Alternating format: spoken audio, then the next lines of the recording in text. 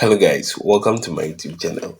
In this tutorial, we'll be looking at how to load impulse responses. So let's check Google. An impulse response is a sonic snapshot of an amplifier setup. So basically, in our case, we capture cabinet and then use them as IR, so cabinet inside our signal chain. So if you look over here, I'm using a matchless cab and it's a 2x12. I could also use a custom IR. So let me play something to show you how it sounds like.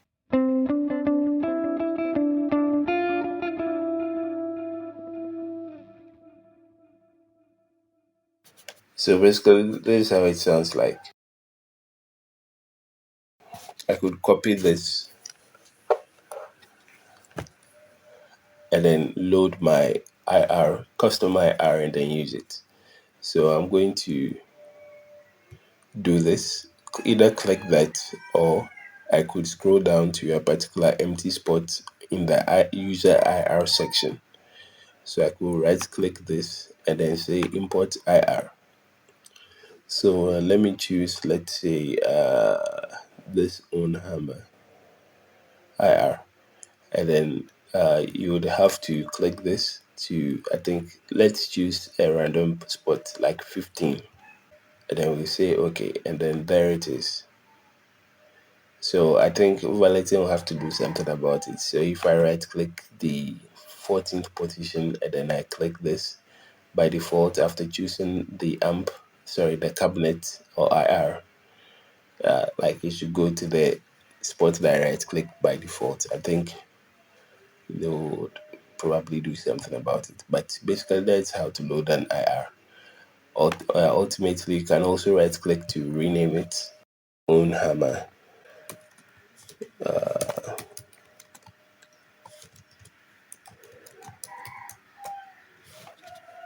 412. So the 412 is 4x12. So this cabinet is just a 4x12 cabinet. Oh, sorry, 4x12. Yeah, 4x12 cabinet. And then this is how it also sounds like.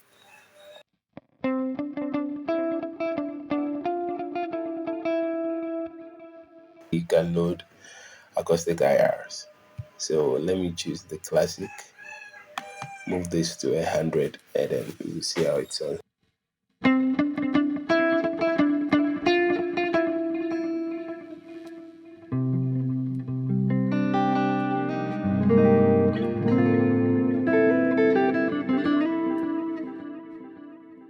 So when I choose a different cabinet like this again,